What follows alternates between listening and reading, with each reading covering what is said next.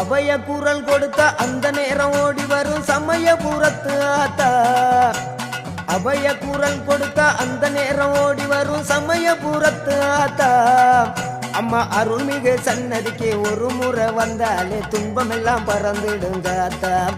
அம்மா அருள்மிகு சன்னதிக்கு ஒரு முறை வந்தாலே துன்பமெல்லாம் பறந்துடுங்க ஆத்தா.